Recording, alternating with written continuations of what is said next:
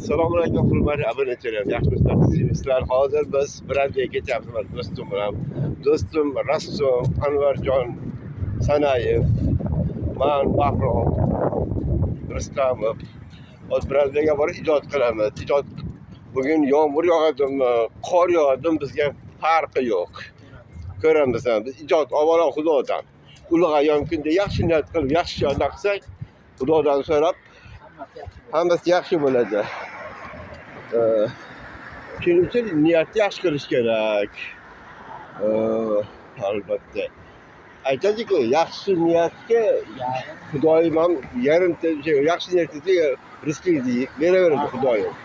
Mana qo'l ko'tarib qo'y Anvarjon. Boramiz, gap yo'q. O'tamiz. O'tamiz-da endi bo'lsa. O'tamiz, ko'rkalamizni yutamiz.